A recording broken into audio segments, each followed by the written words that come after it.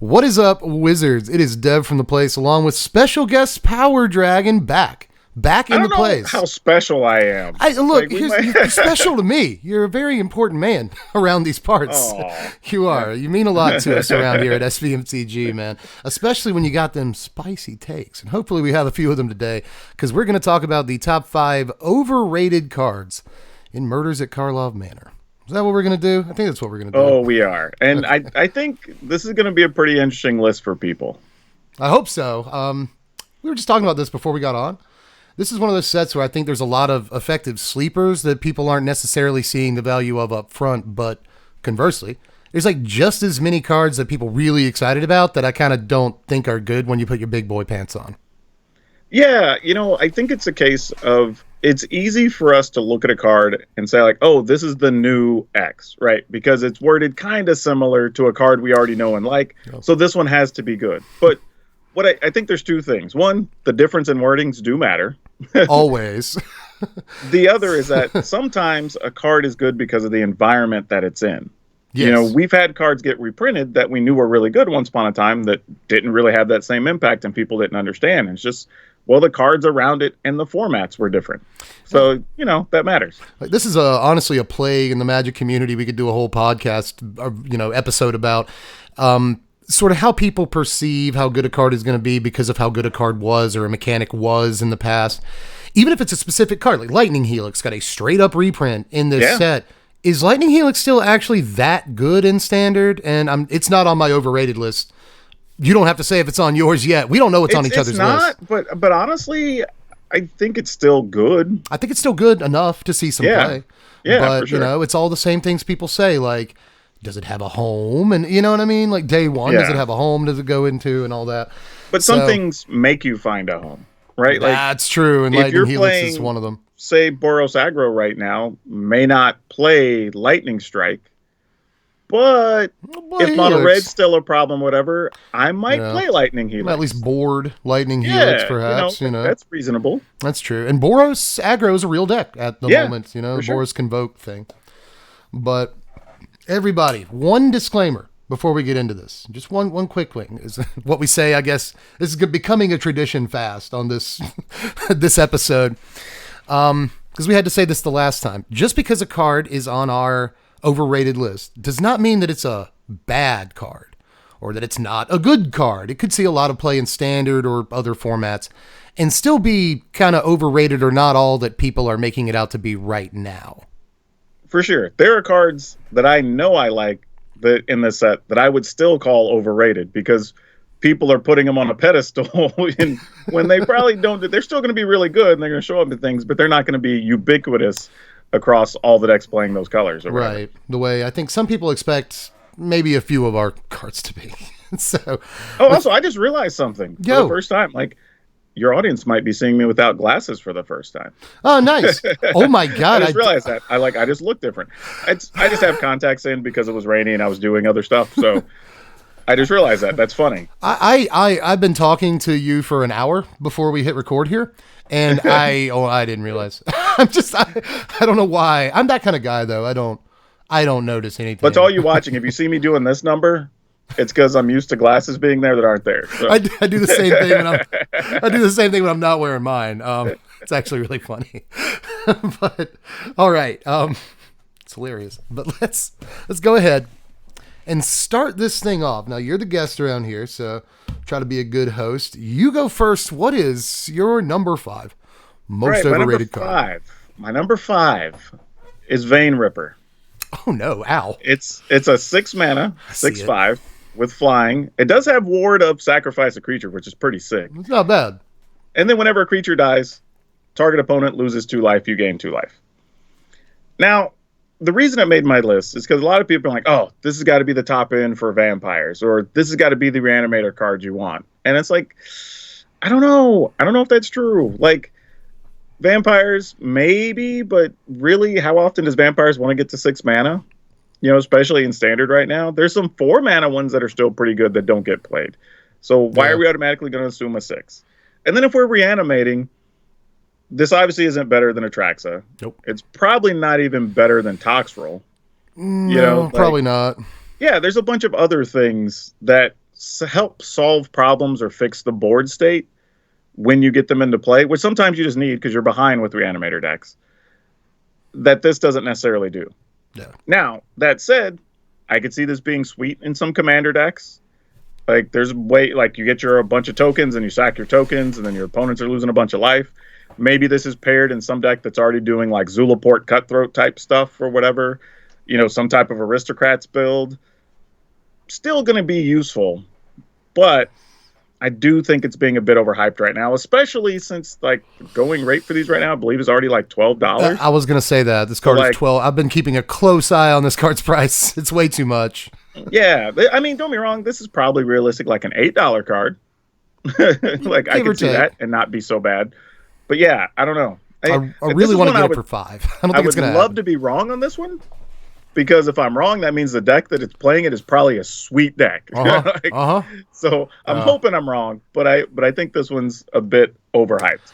Yeah, I want this card to be good because I want like LSL Core or just any Aristocrats deck in Standard to be good. But I gotta agree, man. Like I'm really excited about this card for Commander. So I'll just kind of piggyback on that. I think that in like, you know, I've got a Judith deck. I've got an LSL Core Commander deck. I've got a Dina Commander deck. So there's like a bunch of decks that I want to put this card in Commander. I'm really excited about it there, but Standard, there's absolutely no way. Yeah, like even in Standard, I'm trying to think like there's Rakdos Sacrifice decks or whatever, but like, do they really even need this card? Yeah, 6 mana, man. Like you said, there's already multiple decent options at 4 mana for a lot of these decks. You know, you've got Bloodletter of Aklazats, which isn't technically a Blood Artist, but it helps all your Blood Artisty kind of stuff. And, you know, it hasn't really helped out the Aristocrats deck. Well, even for vampires, like Anja doesn't even get played that much. And I was going to point out extra blood and drains the opponent's life total and whatever. Exactly. It barely sees play. Yeah, it's like 4-point life swing or something. I think it's 2 and 2. And Anya's really a good card, and she doesn't show up in like Anvil. Anvil's not even really a deck, and it's got like that awesome 4 mana Obnic Silas that just like busts that deck open, and still like an amazing 4-drop like that is not making a sacrifice deck playable. So I don't think Vin Ripper is going to see any Standard play either. So I hate to, because it hurts my heart, because like Aristocrats is my favorite thing, and in some ways this is my favorite card in the set. I'm hoping that it goes down to like $5. I don't think that it will, but if it ever does, I'm scooping up a copy. Maybe this is me summoning the karma truck. Like, I want to be wrong on this one. Yeah, and I would love for the both of us to be wrong in it too, because this is an amazing. I just love the text box on this card, but six mana, dude. If you're 6 mana in Standard, you either have to be this incredible thing to ramp into, this incredible thing to reanimate, and that's about it. You know, there's no synergy at 6 mana. It's also a victim of the set itself, because a lot of decks you can play this, or you could play Rakdos. I'm saying. And Rakdos is awesome. Rakdos is basically like a 6 mana, 6/6 flample that draws you 2 cards the turn it comes into play, which is... Yeah, or your opponent has to sacrifice two things, and they can't be tokens. Like, Rakdos is... Whew. Rakdos is still... And I would call Rakdos a somewhat overrated card. And I would still say that if I'm playing red-black, I'd much rather, in a lot of ways, play Rakdos than this, you know, than Vin Ripper. So, hurts my heart, but yeah, agreed. So what do you got number 5? So my number 5 is Assemble the Players. This is a 2-mana enchantment. It's 1 and a white. You can look at the top card of your library anytime, but you don't have to play with it revealed, which I think is interesting. And you can basically cast creature spells that are like power 2 or less off the top of your library. I hate this card. I think this card is going to whiff a lot of the time. You're going to waste your turn 2 playing it if you play it on curve. And then 2 things can happen turn 3, right? Either I have a card in my hand I'd rather play anyway, you know, I got a 2-drop on top of my library, card hit, but I also have a 3-drop in my hand and I'd rather use my mana more effectively and just play the 3-drop. Or I got nothing in my hand for turn 3 and there's also a land on top of my library. You know what I mean? There's going to be a land on top of your library approximately 30+% of the time. I don't... This is another one that in Commander, I think white decks can probably get some play out of. It's just white card draw, right? In some ways, you know, you want your sort of, you know, Augur of Autumn, but it's white, you know? It's cool, but in standard, I just think that it's a tempo negative card. You're wasting a whole turn playing this. Even if you play it on turn 4 and you're like, oh, well, I have 2 more mana. Now I can play the 2-drop on top of my library. I still think I would rather have just played a 4-drop on most turn 4s. I don't see a whole lot of... I want to love this. This is another one I want to like. I do, but I just can't bring myself to because I see too much tempo negativity in this card. Yeah, here's my thing on this card. Like when I was doing my review last week, I thought about it, and my issue was, what deck wants this card? Mm-hmm. And most of the time, it's been people saying stuff like mono white humans, that type of deck, right? That plays predominantly like 2 mana things or 2 power things, whatever. But then the card has the issue of, okay, then that means you're playing 2, 3, 4 of these, so those also block themselves from the top of the library, which is not great. Yeah, that's true. But we already have creatures. If you're looking at the 2 mana Kellen from Wilds of Eldraine, I think it was the one where when you attack, you could look at the top of your library. If it's a 2 mana thing, you put it in your hand. Yep.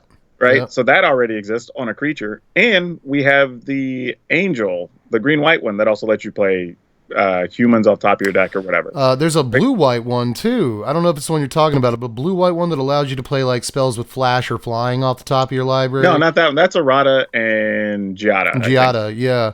That one's pretty good too. I was thinking of the other, just the green-white one. But regardless, we already have other cards that do this that don't interfere with themselves, right? You can still just play to the board every turn and still get those abilities. And since most of those are going to be sharing standard together, I don't think we really have room for this in the list that want it. Yeah, agreed. Especially in something like mono white humans where you're just trying to count to 20 as quickly as possible. Yeah. And you could be playing your Thalia. By the way, if you want to play Thalia, you probably can't play this card because it costs 3 mana. I don't know, man. I think that there's a chance that a deck running Wedding Announcement not even Wedding Announcement. A deck running Wedding Announcement or Wandering Emperor doesn't want this. But, exactly. Those decks don't want this. See, those decks do play Ambitious Farmhand from time to time, but you're only hitting on one out of 10 cards in your deck. I think Welcoming Vampire is probably better 9 times out of 10 than a card like this. I'm not super excited, but I see a lot of people sort of hyping it, and I think it's a bit of a trap, to be honest. Yeah, and I'm just Welcoming Vampire. We have the enchantment that is the same thing too, right? You play a thing that costs 3 or less, draw a card, right? Yep. Those are all Takacia's Welcome, which is really good. That's a really good Magic card. And you'll even see a one of that sometimes in the mono white decks, because it does work with Wedding Announcement. It does work with Wandering Emperor, but this just doesn't. So I don't like it. So let's move on to your number 4, I believe we were on. What could that be? All right, this is a little bit of a weird one, but I saw a few people trying to come up with some different combo-y things for this, and I just wasn't feeling it. But Illicit Masquerade. It's a 3 mana and a black, so 4 mana enchantment. Okay. It does have flash, so it's a flash enchantment, which is kind of cool. Enters the battlefield, you put an imposter counter on each creature you control. And then when those creatures die, you could effectively swap them out for a creature from the graveyard. Right. There's a lot here that feels like it should be really good. Yeah. My issue is, unless you're building a deck specifically to use this, or maybe some type of reanimator pile, I don't know where else it would go. Because the issue here is, it does cost 4 mana, and you have to build a board, so you have to have a couple of creatures out already. Which reanimator decks don't usually really want to do. They're just spending turns putting stuff into the yard, so then on their 4 or 5 mana turn, they can just get it into play, right? So this doesn't really work with that. And the way a lot of formats are built now, but especially standard, not much stuff is even going to the graveyard these days. Yeah, Sunfall, Farewell. You have a lot that's just exiling. It's if you set this up on turn 4, and then your opponent just Sunfalls, you kind of feel silly. Well, not even just counting the number of things your opponents are playing that remove stuff from the graveyards these days, too. True. Graveyard Trespasser, Lord Skitter, etc. There's a lot of stuff. Hell, there's green ones now. The 3/4 that let you get back an adventure or exile a graveyard, or hell, I don't remember what the third thing is, but it's the elf, right, from Wilds of Eldraine. So there's that guy. Yep. Piles Sentinel of Lost Lord, something like that. I forget. Yeah. And I would assume more people are going to be doing that because of being able to collect evidence and whatever. So this might end up just being, getting hit by collateral damage of the format, unfortunately. Sadly. And I don't know if it's any better as a reanimator thing for all the quality reanimator options we already have anyway. Well, it's a flash. It's an instant speed zombify. Sure. And that I think I'm excited about. It does what I called this during previous season, a potentially worse Lich Knight's Mastery. Do you remember that card? Yeah. Or no, Lich Knight's Conquest is what it was called. Yeah, I know what you meant. Yeah, we're talking about the same artifacts card. Or whatever. Right, you bargain basically enough things and then get that many things back. That card was 5 mana, and I'm pretty sure it was sorcery speed. So I think this is likely a better card. But you know what bugs me about this card that no one's talking about? What's that? Is that when it comes into play, it puts the counter on all of your dudes. Yes. What happens when you lose all those dudes? What happens when your opponent exiles all those guys? All right, now the card just sits there and does literally nothing. If your opponent can bounce those guys, if your opponent can exile those guys, if you only have 1 or 2 guys out when you play this card, and you probably do if you're playing it on curve, you only have a 2-drop and a 3-drop, assuming your opponent removed nothing. You only have a couple of dudes out. And again, on curve, if you want to play this as a flash zombify at the end of your opponent's turn or whatever you're trying to do, if you're trying to do it that way, you had to have not only played a couple of creatures up to them, but you also had to have put a couple of high-value creatures in your yard. That's a lot of work to do by turn 4. And then when you do that, let's say one of them dies to a removal spell before you cast this. You only have 1 creature left on the table. That dies to an exile removal spell, or it gets bounced, or it gets sunfalled, or whatever. Now, the card is going to bring you spent 4 mana for nothing. Yeah. And the best way to play this card is probably to respond to a removal spell that just removes the guy rather than exiles them. Respond to Infernal Grasp or Go for the Throat by casting this and trading in the dude they're targeting for a bigger guy in your graveyard. That's probably the best way to do that, but I don't think that's going to happen as often as people think. It seems like the kind of thing that should happen in a game all the time, but it actually is less and less popular now. In Standard than it has been in a while. There's fewer Go for the Throats being played than people think at the moment. So I would say the other issue to consider here too is it's a deck that also wants to have creatures in play, right? Whether that's tokens or some smaller creatures or whatever, but it wants things in play and in the graveyard. Right. So are you going to not play a creature for 2 to 4 copies of this? Yeah. And if you're not playing a creature in a deck that already plays smaller creatures and you're in black, that means you're probably playing your Shieldrids, your Archfiend of the Dross, your whatever, right? Yeah. There's really good this cards. This is a 4-drop in black. Mana. Right. Yeah. Yeah. This is a 4-drop in black. It's got a lot of competition in Standard. So there's that. It is a lot of setup. I really like this card, and I want to do some fun stuff with it, and I really hope that this is a competitive Magic card. Dude, the artwork on this card is sick, too. Gorgeous. It reminds me of Unmask from Mercadian Masks. Yeah, kind of. Yeah. Really, really cool artwork on this. But I don't know. I like that it's Flash, but there are too many, in my opinion, situations where you pay 4 mana for this and it doesn't do enough. And there's also, you were just saying, this needs to be in a deck with creatures. Small creatures and large creatures. So small creatures can reanimate the large creatures and blah, blah. And so you can't have too many non-creatures in that deck. So how many copies can you play? The other problem, and Wandering Emperor decks sometimes do this, so it's not unheard of. But you're telling me that I want to play creature, hold 4 mana up? Right? But even then, you would be holding 4 mana up for nothing because there's nothing even in the graveyard yet. Unless I played a creature that mills something or whatever. Yeah. And then I had to get very lucky with that hit. So there's a lot of setup here. I think there's a world where this is pretty good on turn 7. You know what I mean? But then the question becomes, like you're saying, is it better than Lich Knight's Quest at that point? Right. Are there because now I can get cards? back 2 or 3 things without even having to sacrifice a creature. Yep, without having to wait for them to die or whatever. Yeah. Again, they want you to respond to a removal spell with this, but you're telling me I got to resolve a guy, and then I got to untap my mana after that, and hold up 4 mana to counter a removal spell. But you know what I mean? I said this on stream the other night. There's a bunch of black cards that have the ability to instant speed whenever a creature would go to the graveyard this turn, return it to the battlefield.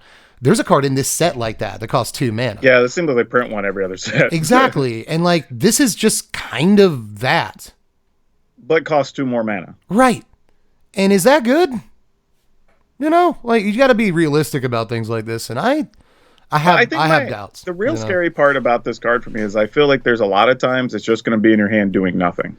Right. You just have to wait for the right situation or mill the right number of cards or whatever. Otherwise, you get it in your opener and it could make your mulligan bad. Yep. That's true. It contributes to your game plan if it's in your opener, but you don't need it in your opener. You need all the stuff that leads up to it in your opener. Yeah. Something people don't think about enough. That's very true.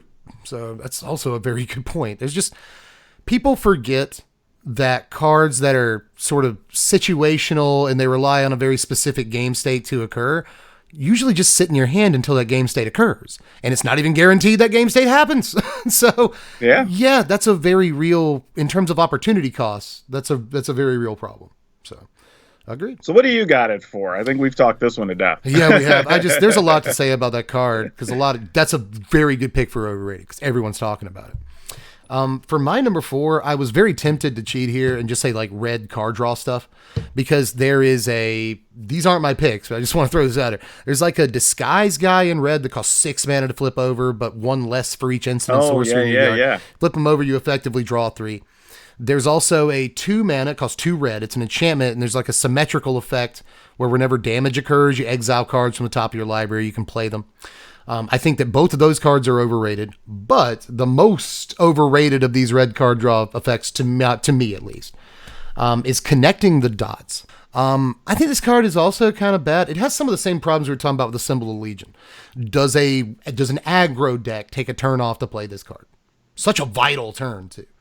Or does it just play this card on turn 4 and then get in with its guys and maybe put some counters on it? Now I have Wrath protection in a way. Like I can draw more cards, I have a refill. But the problem is an aggro deck should be killing its opponent on turn 4, not playing insurance plans. Yeah, I'm trying to think, like, this feels to me that it's going to be very metagame dependent. Yeah, absolutely. Yeah. Right? Like if we're in a world where, I don't know, we shift to a lot of mid-rangey stuff, then this card sitting out, it's probably going to survive for 2 or 3 turns. Maybe you get like 4 counters on it. And it only costs 2 to activate, so sure. And fortunately, they didn't put like has to be used as a sorcery on it. Yeah, they didn't do that. That's true. So that helps. Yeah. So you don't just get that situation where your opponent goes to kill it and you can't respond to it. So that's kind of nice. Yep.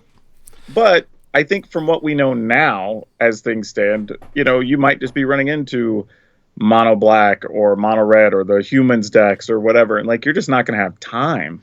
Yeah, you're not going to have time, and there's going to be other turns where you just don't attack like at all. Like I will give this to the card. It doesn't say combat damage. I feel like the designers may have been tempted to say whenever a creature you control deals combat damage, just attacks, from what I understand. Yeah, if I remember. Yeah, it's just attacks. And so that's pretty good because again, there's that situation. You play it on turn 4, turn 3 guys sideways, and now no matter what happens, you kind of have 3 cards. You could look at this as like sideboard protection against decks playing Sunfall, but again, currently the mono red plan is to beat those decks before they can play Sunfall. And I think that's probably the better plan, honestly. So I could be way off base because the card is relatively cheap and it's relatively cheap to activate. And that's good. It's possible that this card is a post-rotation playable card for mono red aggro. Yeah, it depends on if things slow down. They're going to lose Kimono and Monastery Swift Sphere eventually. So. Or maybe even Gruul aggro, right? You become less worried about sweepers when you can just load your hand up with like 3 more fatties, right? Like the deck that I want to play this in that I think might be like the sleeper sort of monster hit for this deck is a Boros tokens kind of deck. The one that plays like Rebress Forge and Wedding Announcement and all that stuff. And hides behind Sunfalls and enchantments that make dudes, the thing is, though, I think for those decks, if you're going to play an enchantment, you probably just play the new, Aurelia's War Leader or something, where like every War time Leader's a creature comes into play. Yeah, that's it. Oh, I cannot wait to play that card, dude. Yeah, every creature enters the battlefield deals a damage, and your creatures get +1/+1. Yeah, Impact Trimmers on like a Glorious Anthem. Yeah. That might be like my most anticipated card, the whole set. I want to play that card so bad. Yeah, that thing's going to do some damage, for real. I want to play that card bad. I've seen a lot of people ask if that's okay in like aggro decks to play on turn 3. And, is it worth skipping a turn? And I think it is. Yes. I think it's also good in these kind of mid-range token-y Boros decks and stuff too. So actually, I say that. I think it comes down to the math, right? Like if I can just play another creature, then I can get more damage in next turn with an attack step, and then everything's +1. Yeah. Or if my hand still has 2 or 3 bodies to come down, or things that make additional tokens like Anim Pakal or something. That's one of the examples I've seen. Would you rather just play Anim Pakal on turn 3 than War Leader's Call? Yes. And then I play War Leader's Call the next turn, and then as I'm getting those extra tokens and they get bigger, I'll probably do that. Yeah, you play the War Leader's Call on 4 after the Anim Pakal, and then it just starts doing damage whenever an Anim Pakal attacks. So yeah. And the same thing is true. I've seen these examples like Adeline. Would you rather play Adeline on turn 3? And it's like, yeah, I'd rather play Adeline on 3 and then call on 4 so I get the damage off of Adeline. Making the tokens. Because you're making an extra token with the attack step that turn, which is growing Adeline. Then the next turn when you attack, you're making an additional token. Yep. So you're going to have tokens are 2/2s because of call. Exactly. You'll have more total damage the next turn than if you did it the other way around. Exactly. Yeah. But it's still worth playing call in your deck in that situation. For sure. When it comes to this, I feel like you could make the argument it's a little bit win more, connecting the dots. It could be win more. I think most of the time I would rather do the thing that mono red decks do on turn 2, where they like double up on Q mono or Monstrous Rage or Monastery Swift Spear, like some number of 2-drops. Yeah. I will admit that mono red doesn't have all of the best 2-drops right now, but if mono red isn't attacking on turn 2, there's an issue. Right. But you could, like I said, I could be way off base. You could make the call that you Swift Spear on turn 1 into this on turn 2. It procs prowess for your Swift Spear. You get in, put a counter on this, and you kind of set yourself up for the game. Next turn, you play a Godric. Attack with both the Godric and the Swift Spear. 2 counters on this. Like, this could build quickly without getting in your way too much, but I just don't think mono red can afford any speed bumps at all. I think what makes this interesting is when we've had these types of effects that were either to like generate mana or generate damage or generate cards, they were on creatures, right? We had one that like every time you play Red Courier. Yeah, exactly. We've had stuff like that where like you could remove 3 counters, get 3 red mana, whatever, right? Feldon is probably a good analog to it currently in Standard. Feldon's a 2-drop. But Feldon's a haste 2/2 that draws you cards. Sure. It's like this. So there's always that thing. This is the first time in a while I feel like we've had this on a non-creature. Yeah. So I don't even know if we are going to be able to properly evaluate it without playing with it a few times. Yeah, I mean, decks are ready to interact with mono red's creatures, whereas they may not be as ready to interact with this. And in a Sunfall Standard, I could see this coming out of the board. So again, like I could be off base on this, but to the level that I see people discussing this card, I don't think it's going to be there, even if it does see play, to be honest. But fair. We are on number 3 ski. What could that be, ski, for you? This one's one where, probably, I'm looking at my whole list. I'm probably going to get the most hate for this one. Uh-oh. It probably means it's a good call. Layline of the Guild Pack. This is my number 1 card. See, there you go. Yep. Like it's 4 split mana. Yep. So, figure out how you want to cast it. Starts in your hand like a Layline. You get to put it into play. Non-land permanents you control are all colors. All of them. Lands you control count as every basic. The reason I have this on my overrated list is there's several people saying like, oh, this is exactly what domain control wants. And I'm like, does it though? Does it? Are you sure?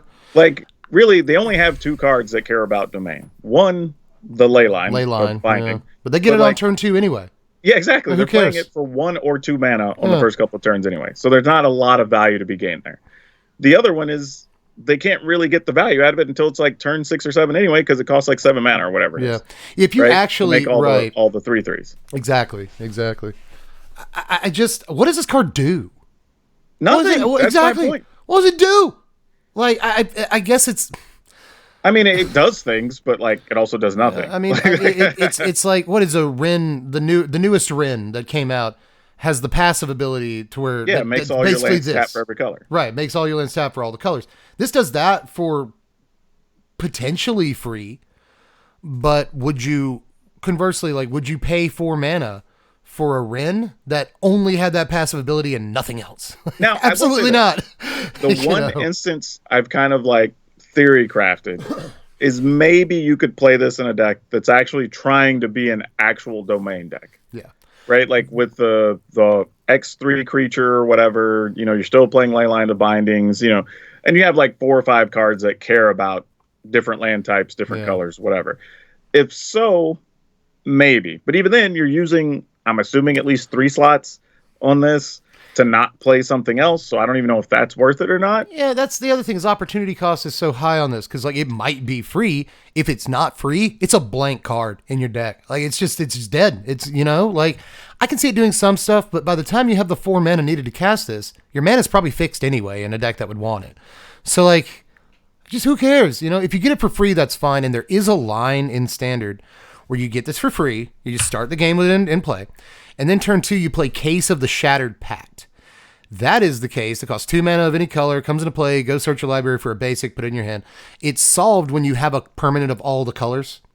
And then once it's solved, at the beginning of your combat step, one of your creatures gains like double strike and flying and vigilance until end of turn. So the idea is you start the game with this in play, you play Case of the Shattered Pact on 2, and it's automatically solved during your end step. Because you have but even then, you Layline. still don't have a threat. You didn't play a creature. Yeah. Exactly. You didn't. But like, I'm thinking there's the green creature. It's like an X3 where X is equal to the number of basic lands. Yeah, you the control. spider. No. I think it's like an Ashoba or something.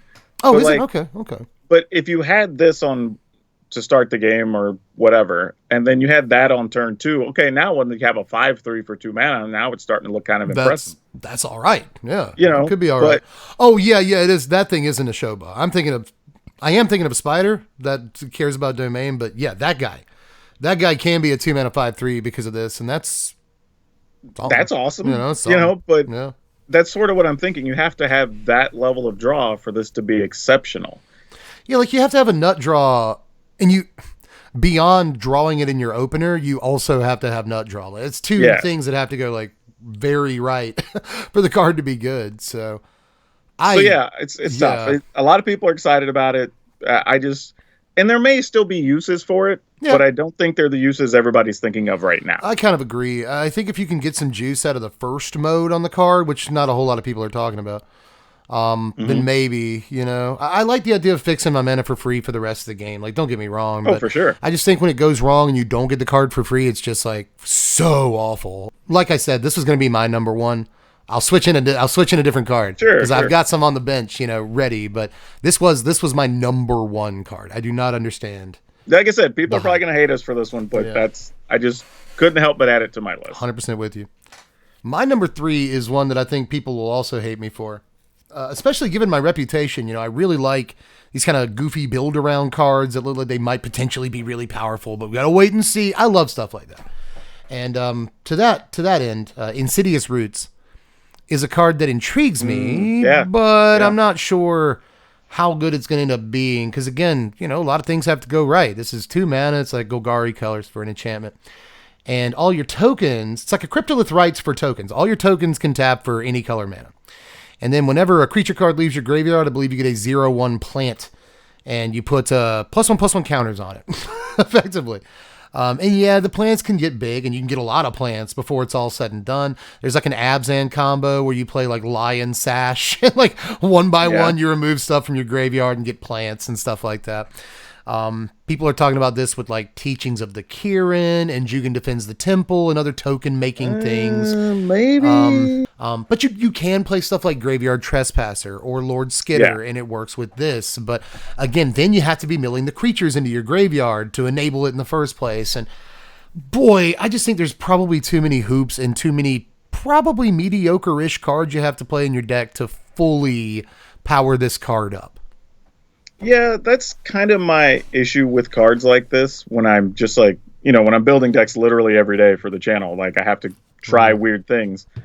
And a lot of times the decks that fail are because of cards like this, where the things I always try to tell people to avoid is you can't let one card try to justify other bad cards. Yeah. Right? Because what happens is if you don't get those cards together, then you have a card that doesn't do much of anything. Yeah. Right?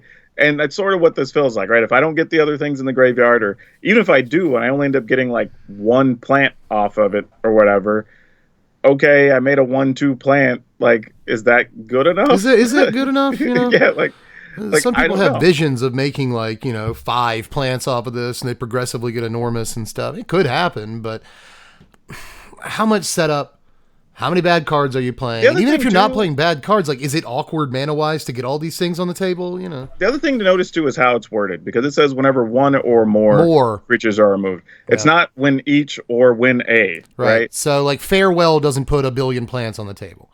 You know? Yeah. A Tormod's Crypt effect. It puts one thing on the table. Yeah, that's the concern I have with this card. If it was a way you could do multiples in a chunk, then maybe. Because honestly, then this would be great with, like, collect evidence.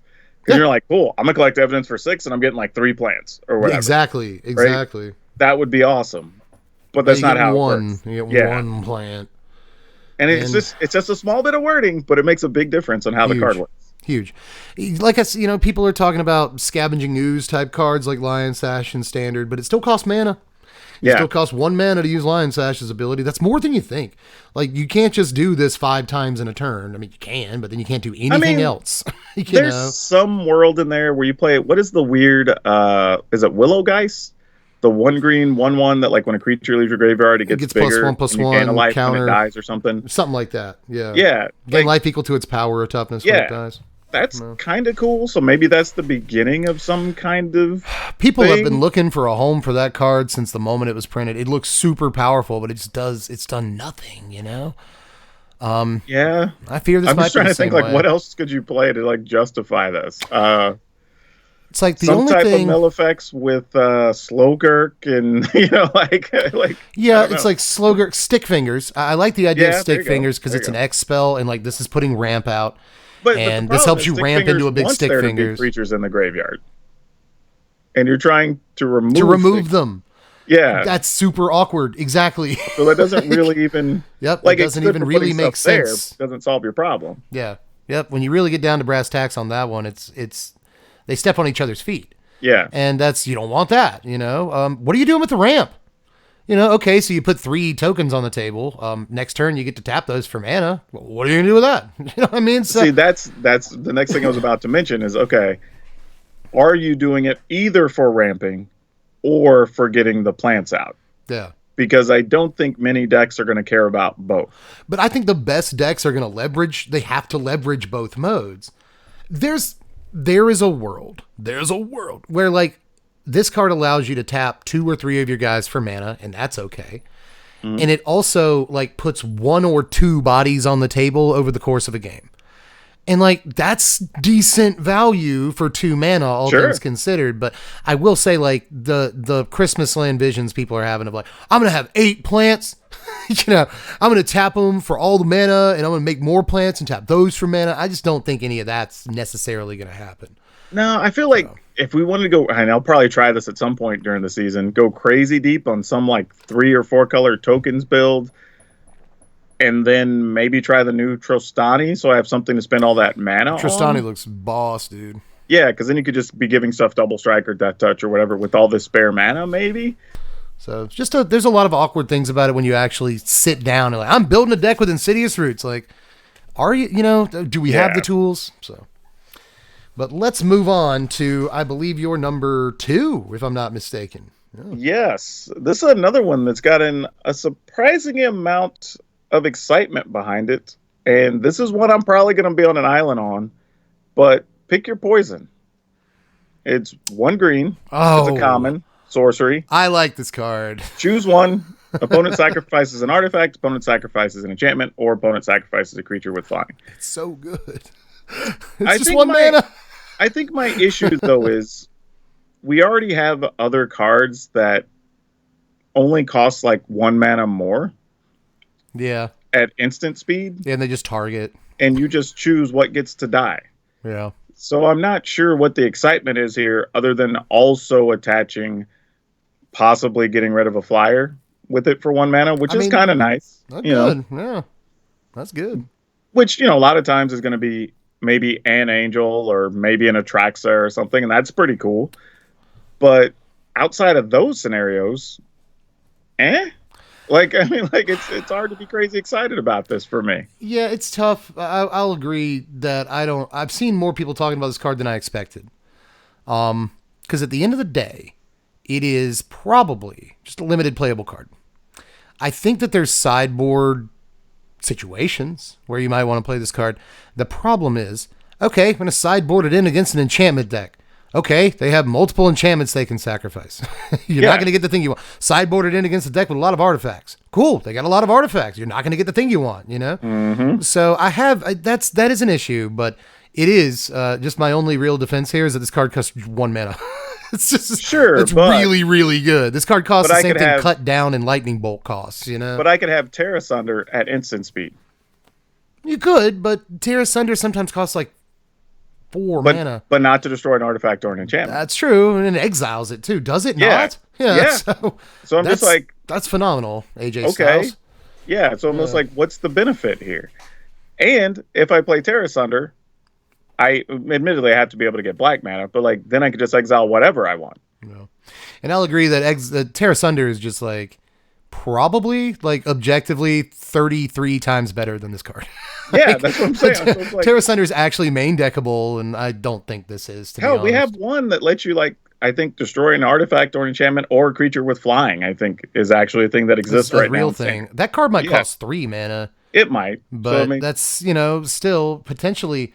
We see like Destroy Evil seeing play. Yeah. And everyone's talking about that removal spell in this set. It's like white and it costs 3 mana, but it's instant speed, destroy an artifact, an enchantment, or a creature with power 4 or greater.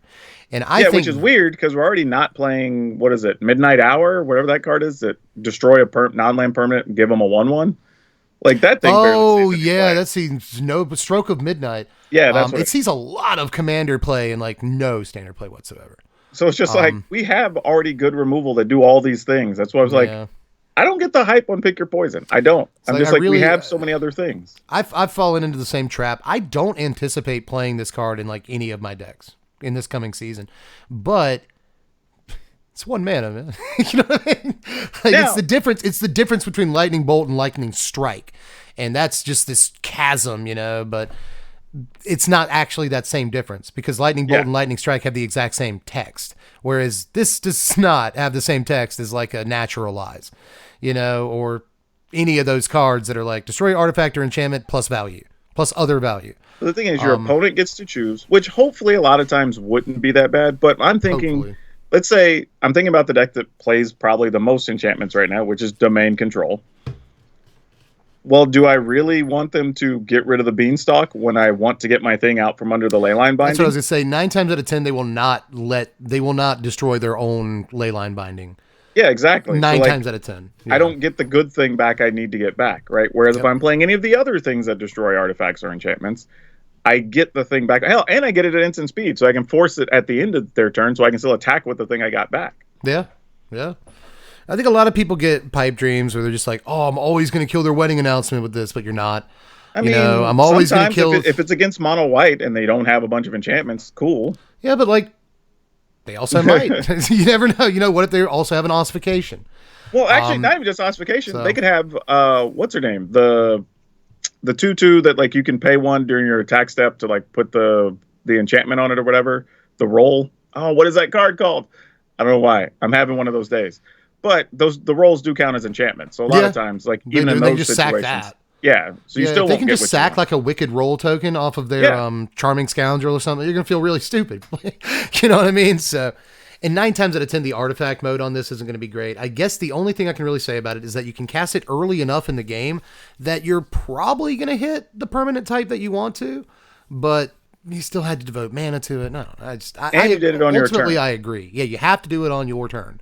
And that kills me. Like, maybe on your turn 1, or you're going into your turn 2, like maybe they played like a schooner as their only artifact, and you get to kill the schooner. Actually, a really good point. You know, if you went first, you get a 2-drop and kill their schooner. Even then, though, is if they went turn 1 Siren, so they made a map token, and then they went turn 2 schooner. Now you don't even get to kill the schooner. Yep. Right? It's like, what's the better play on turn 3? If they go schooner on turn 2, what's the better play? This plus 2-drop. Or do you play a Gearbane Orangutan, right? The new Utabi Orangutan. Kill an artifact, and kill the artifact and get a body. I think that's a better play. Or any of the cards that kill artifacts. Yeah. Yeah, exactly. And I think they're probably just mostly going to be the better play 9 times out of 10. And I will tell you, the like green this. creature decks have been playing lately. They're just playing Tranquil Throwback anyway. Yes, they have. And that's actually a fantastic Magic card. So even though that's 4 really mana is. to get to destroy an artifact enchantment, like it has the versatility late game to like remove graveyards in a world where be a body, which is a massive thing. But where people are already trying to like collect evidence or whatever, well, being a removal graveyard is going to have more upside now. That's a good point too. So like, and you gain life against mono red or whatever. So it's like I'm more likely to just move to a 4th Frillback or something than I am to play Pick Your Poison. This card, even in the board, I'm not sure it really works. Yeah. So I agree. We're blazing through this compared to the last one. We're at number 2 on my list. This is actually a really tough call. I had like 5 cards I wanted to put here, but I ended up on Kinko's Buzz Crusher. This is the 4 mana 4/4 Flample artifact creature. When it comes into play, you break one of your opponent's non-basics and Field of Ruin it, basically. They get to go search for a basic, put it in play, and all that. The thing that people are really excited about this is that it doesn't target, so it theoretically kills like Lotus Field and Pioneer. Mm-hmm. First of all, I think it's still a little bit slow for that interaction. Just saying. And in Standard, this is, I feel like every set. I feel like it's been a few sets now, honestly. And I got lulled into a false sense of security. I feel like every set now, for a while, we run into a 4 mana 4/4 flyer. And everyone's like, this is really, really good, dude. Like it's been happening since at least like Curator of Mysteries, the cycling thing, you know what I mean? And probably way before then. Actually, definitely way before then. We have been getting 4 mana 4/4 flyers since like the first Ravnica, and they have not been as good as people expect them to be. And well, this, I mean, we've been getting them since Sarah Angel and Singer Vampire. Hey, well, those are 5 mana. Those are 5 mana. They are 5 mana. And I got a lot of love in my heart for both of them. But they reprint Sarah Angel every now and again, and it does, nothing. Because it's really sad, but that's how it is. But yeah, it does break a lamb when it comes into play. But the problem is that it's just Field of Ruin. That's all it is, And they got base. Even the Domain deck has basics because it plays Invasion of Zendikar and it plays Topiary Stomper. So like it's got like the 5 color deck in Standard plays a bunch of basics. There's just not a whole lot of decks that you're gonna actually hit hard with this card. So yeah, this is a tough one because I like what they're trying to do with it. And I think from a Standard perspective, you're right. It just doesn't do much. And you hit their tri-land, but like, exactly. That's not exciting. And we already have other dragons that are 4/4s for 4 that just have other upsides. Yeah. Right. So do I want to play this just to get rid of some maybe creature land or something? Or would I rather have like at Sushi so I have protection if the creature dies? Or get access Sushi to more was cards, specifically what I was thinking of. At Sushi does see play as a 4 mana 4/4 flyer. Yeah. Even in a Sunfall format, you could always make the argument that he's 4 mana, your opponent's just going to play their 5th land in Sunfall and do nothing, which I think is a reason why the Legendary Dragons don't see as much play as they should. The Sunfall and Farewell. Yeah, absolutely. But this just has an ETB trigger, even if they are playing Sunfall, it did something. So there's that, but I just don't think that this is actually generating as much value as you want. Is it better than at Sushi? I feel like possibly not. Like, is it better than Decadent Dragon? That's a good card, right? It comes with an actual spell attached to it if you're playing black and get you treasure every turn, right? Is it better than Moonveil Regents, which could get you extra damage when it dies or whatever, right? Like, there's things there that I'm just like, maybe getting rid of land is good enough. And I mean, I don't know if it's significantly better than those other things. Yeah, and even like non-dragon cards that still you just restrict yourself to red, and there's like Koth. Like in my big red deck, am I playing this? Am I playing Koth? And you can play multiple 4-drops. Well, not just Koth, but it's like you still have Thundering Raiju. Oh yeah, Thundering Raiju is a great example. Ashenel is still a thing. Oh god, and everyone loves that card. It's a good card. So I don't know. Urabrask, you could play. There's just so many options. I'd have to really think about how the deck is built to see if this would be the thing for me. But I think it's very narrow, but it does the thing you want it to do. And it's always going to do it. Like, I don't think there's a whole lot of decks in Standard against which this does nothing. the ETB trigger is gonna snag a land almost no matter what you play with. Maybe mono red it doesn't do anything, but against mono red, it's a 4 toughness body. But even then, you can get rid of a Urza's Foundry. Yeah, that's true. Yeah, Mistress, that's yeah. true. That's true. There are things you can get rid of, so and be happy about. If you get rid of the creature land in mono red, you feel good about that. Yeah. So all they got was a mountain. Who cares? So I do think this has spots to go in, but that's just it. There's not a big red deck in standard. There's not really like a mid-range deck that has red in it that I can recall off the top of my head. Mono red doesn't want this. They barely want 4-drops. When they do play 4-drops, they play Raiju, but like a lot of mono red decks just don't play 4-drops. Especially ever since they got Godric, I guess they just feel like they don't have to play Raiju anymore. It's like, I've got a haste flyer now. You know what I mean? Fair. So, it does fly quite a lot. Yeah, a lot. So I'm just not sure where it ends up. But again, I don't think like not having a home day one is a great thing because, or like a great argument because just because the card's not good right now doesn't mean it never will be. And like this could have other homes in other formats. Again, people are excited in Pioneer, but the good thing about this card though is that if you do want to get some, you can get a play set for like under $5. Yeah, they're like $1.50 right now. With how much everyone's talking about them. I expected when I looked at prices for this card to be like $8. But it's the thing though is nobody needs 4 of them, right? Yeah. People who want to play it are like, I'll get 1 or 2 for the sideboard maybe or whatever, right? And that's fine. But like if you want to get a play set, they're cheap enough. You're probably not going to lose a ton on them if they even drop in price. That's fair, yeah. And they could go up, maybe because they're so important in Pioneer, they go up to 6 or whatever.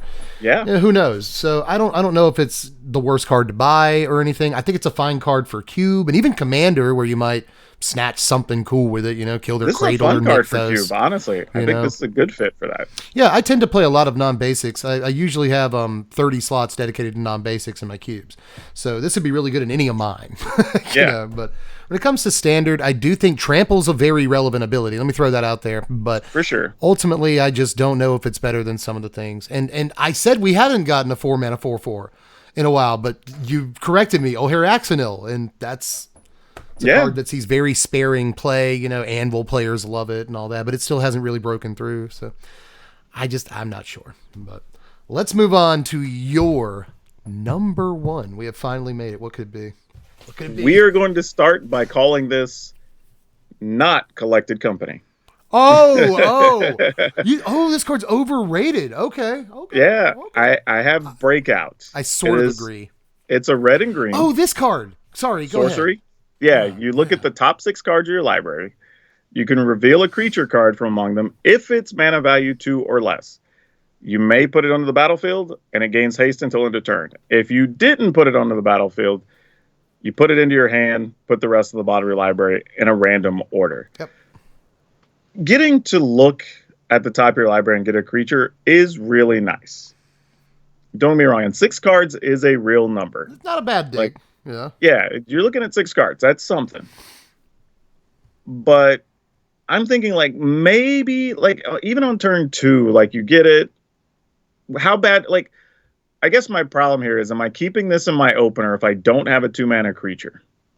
And if so, am I happy just tapping for 2, missing, and putting like a 3 or 4 mana thing in my hand? If I don't get a 2 in my opener and I miss on this, I am upset.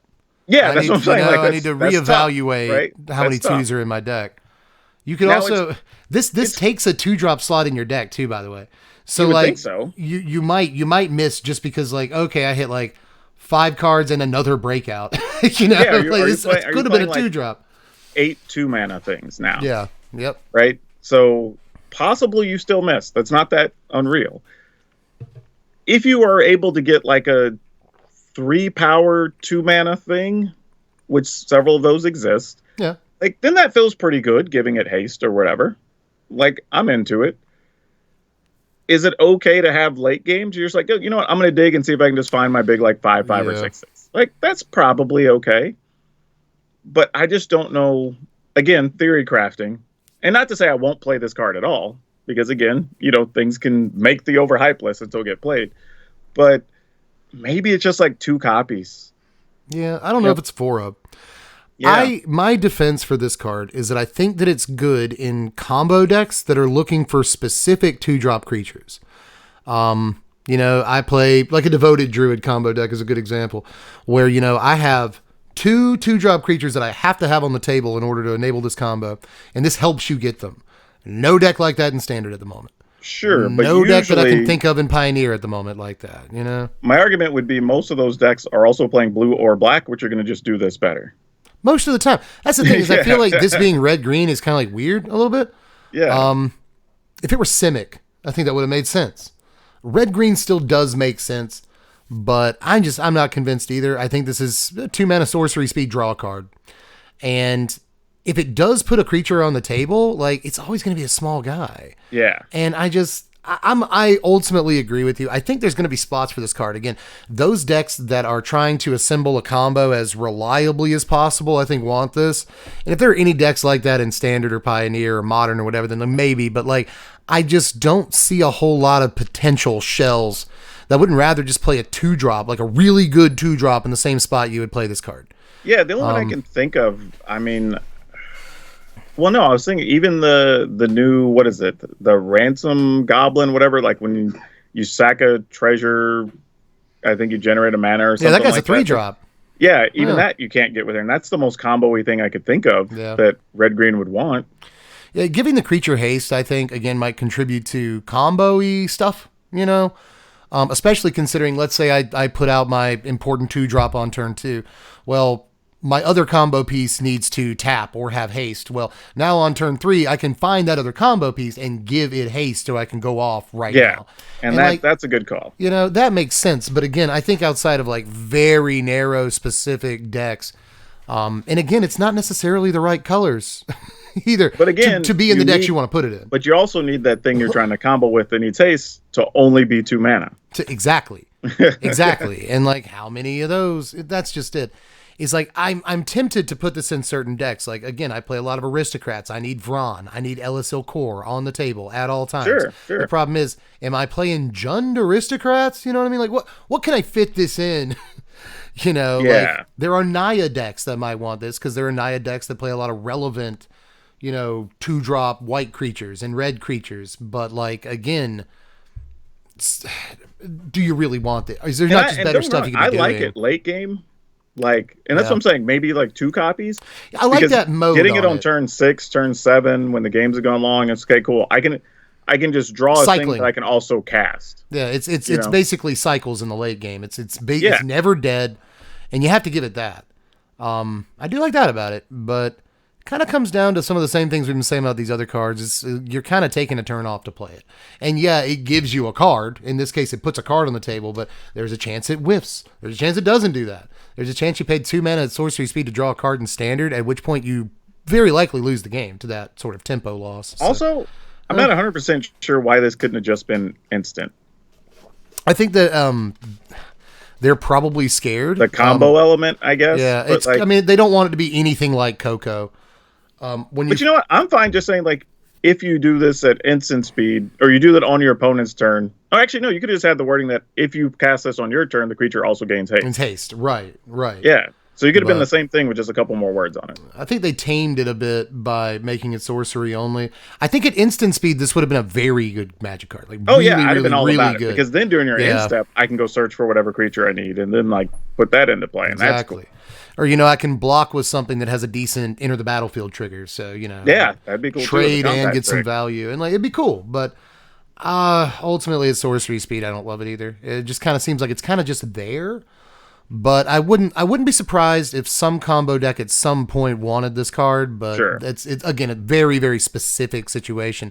And I think a lot of people praising this card praise it in more sort of blanket, generalized terms. This is just going to be a good card in Standard, period. And I don't really see that. I think this card needs exactly the right pieces to be. And I said, I'm probably still going to play 2 copies if I'm playing red-green in the deck and there's creatures, but that's probably all. That's about it. Exactly.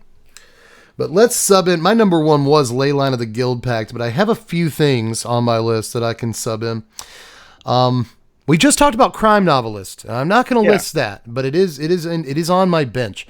I've also just cards that are on my bench before I get to the one that it's actually going to be my number 1. Delney, Streetwise Lookout, is on my bench. All right. Yeah. Massacre Girl is on my bench. But I think the card that I'm going to actually make my number one, because it probably should have been all along, is Undergrowth Recon. Ooh. This is 1 and 2 green for an enchantment, and I believe that during your upkeep, you can put a land into play from your graveyard tapped. Yeah. This is just not Crucible of Worlds. You don't get to see the value. If you play this card on curve on turn 3, you don't get to see any value from it until turn 5. This card's awful. I'm pretty sure you play it on turn 3, it doesn't do anything. The next turn, it puts the lands into play tapped. And then on turn 5, you get some value. This card is bad. And by the way, I haven't mentioned this either. You have to facilitate actually getting the land. You don't just... If it was like you play it on turn 3, and then the next turn you search your library for a land, put it into play tapped, and you don't get that land till turn 5, I would still think the card's kind of not great, but playable. This, you get the land on turn 5, but only if you play a fetch land. Only if you mill a land into your yard otherwise. Like, it works well with Blossoming Tortoise. It works well with the new, like, Splendid Reclamation on a stick that we saw in this set. It's like 2 mana, mill 3 cards when it comes into play. There's cards it works well with. Blanchwood Prowler. They're Undead Butler. Some things. But, like, ultimately, you have to work to make this card work for you. It doesn't just work by itself. I don't like that. And you're waiting way too long to get any value. So I think... if you're playing a deck that already cares about lands being in the graveyard, it's doable. I would say there's probably a build that's like the, Deeproot Wayfinder, Slowkirk, Titania, something like that. Dumping lands in the yard. Yeah, like that probably works. And I think the card, I would call it at least playable to possibly good, but way overhyped. Extremely. To my mind. If we're talking about older formats, there's some crazy stuff that can happen. Oh, the Legacy Lands deck as a whole might want this as an extra tool to just keep getting lands back and reusing stuff. Play Crucible. Yeah, I'm saying, but you could have both. That is true. Porque Nos does, yeah. Because there are things that exile copies and whatever, so you may want to have redundancy. I think there's also a world where maybe you want to Field of Ruin a bunch of your opponent's lands. Or whatever, right? Like, just keep Field of Ruining against domain control or whatever. Just make it hard on them, right? Put your field into play like every turn. Like that sort of thing. Like, so there's some weird cases where this could do some work. I just don't know if it does enough work against the bulk of the decks you're going to run into, at least in Standard, I think is the issue. I'm playing against Domain Ramp, and I play this card on turn 3. My opponent, I even get to go first. Let's say that. So my opponent goes, untaps, and plays a Topiary Stomper, which, first of all, I think is just a better card than this. The next turn, they'll play an Invasion of Zendikar. By then, I've gotten 2 lands off of this, but my opponent is still out-ramping me with better cards. Oh, sure. Topiary Stomper attacks, Invasion of Zendikar attacks eventually. Maybe in some sort of green-white X, maybe Bant control deck of some kind that can put lands in its yard. It's playing like the Bant Panorama, whatever it's called, the thing that the fetch land for Bant lands from New Capenna. Maybe it's playing that, or Evolving Wilds, or maybe it's playing the Channel lands. We haven't brought that up. This goes with the Channel lands fairly well. With the Slowkirk type deck, it's like, okay, I've used those lands, now I can put them into play, and you're playing the Tortoise, so activated creature lands are cheaper, and And this goes well with Blossoming Tortoise too, by the way. I should point that out. This goes very well with Blossoming Tortoise. This could go in a sort of control-y, like a slow roll. I'm going to Sunfall. I'm going to Farewell. And, I'm going to gain I'm going to have a lot of turns in this game. And I think in a game where you plan on having a lot of turns, then this card gets much, much better, right? But still, you're taking a turn off to play the card in the first place. I think 3 mana is so much, man, to get this. And to not see any value until turn 5 is just so bad. I think the issue is that the 1 or 2 decks it ends up in, it's probably going to be really good. But it's really just those decks. It's another narrow card, Yeah, it's not something, if you're playing... any big rampy thing, you're probably not playing it. If you're playing Gruul aggro of any kind, probably not playing it. Golgari mid-range isn't going to want a card like this, really. I don't think so. Yeah, so I mean, it's only a couple, like we're saying, it has to be multiple things that care about lands in the graveyard or not, or whatever, to really do its thing. But, I don't know. Yeah, I mean, we have good cards that do it. Tortoise is a decent card. That new Splendid Reclamation guy, the 2-mana mill 3, he's a good card. Like, you don't have to play bad cards, but the problem is you have to play this. Though, you know, we were talking earlier, maybe this fits in that other, with the other enchantment, right? Where you're removing lands out of your graveyard as well as creatures and triggering things leaving your graveyard or whatever. That's just it. I think that we have a better card than this in Standard. If you want to play a card like this in Standard, I think, Conduit of Worlds is just a better card. I think it's just a... And Conduit of Worlds gets cut from every list I ever try to play with it. Exactly. So. It seems like it's a really cool card. Yeah, it just never makes the cut. Never does. It's too slow, and I guess this is a mana less than Conduit, but it doesn't do as much as Conduit, and Conduit feels like I'll never, have a problem top decking a good card ever again or whatever. Like, I've always got a thing to play because I can play stuff. This doesn't do any of that. It's just I don't like it, man. I think that, again, you could make a point for Commander, because Commander games tend to go over a number of turns, and the slow start that the card gives you doesn't matter as much there. But this is Standard. It's a game of turns more than anything else, You just don't have all these turns. And again, Standard. I think there's decks that can play it, and it will be very good in those couple of decks. But I think those are the only decks that are going to end up playing it. Yep. And I don't even know those decks are good. Might be. Like I said, I think there's a Bant control deck coming together with this set that looks okay, just got the new Mana Leak in blue and white, and it just got a couple of new blue spells that look great. I'm glad that new Fact or Fiction wasn't on either one of our lists. I feared that it might be on yours, and I was going to have to sit here and defend it or whatever. No, I mean, the issue is we already have, now 3 cards that cost 4 mana that let you look at some number of your top cards and get things. So it's like, do you play it over Memory Deluge? And so it's just like, all right. I mean, we have another one, I think, from Wilds of Eldraine or something that doesn't even get played. So it's just like, they're probably all playable in different variations, but I wouldn't even have bothered adding that to my list. Fair enough. It's like, I hear a lot of people talking about it it's polarizing. A lot of people love it, a lot of people hate it. I tend to really like that card. We'll see what it does. But for now, that is our entire list. And honestly, I was surprised by some of the things that showed up. And I was happy, again, that certain things didn't. The blue card draw spell that makes a Thopter. The black case that makes a skeleton and demonic tutors later. I was almost sure that would be on your list. Nah. And I'm glad that it's not. I think that card is busted. So there are cards that I think are sort of underplayed and undervalued that I think will get a lot of play once the set does come out. But this today was sort of the opposite of that. So hope you enjoyed it if you're sitting at home watching. This was still long enough. But do you think we're crazy? Do you think our lists are any good? Do you have other things that you thought we should have talked about that we didn't? Yeah, I think a lot of people that's going to be the case. I can't wait to see what other people sort of overrated cards were in this set. Because I've seen a lot of sort of opinions on this set. Not everybody likes this set, but everybody does have their favorite cards. So it wouldn't surprise me if a whole other group of people had cards that they were like, y'all are talking about these too much. It's like, of course. So, just let us know what your sort of picks for this list would have been down there in the comments.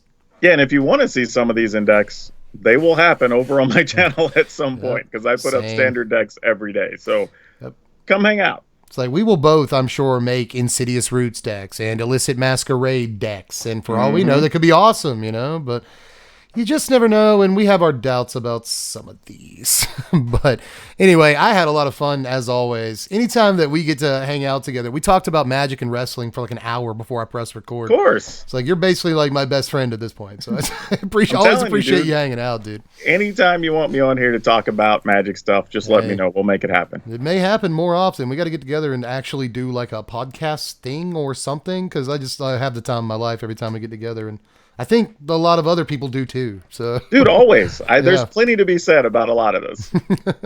But we may have more to say about the set before it's all set, before the smoke settles and the dust clears.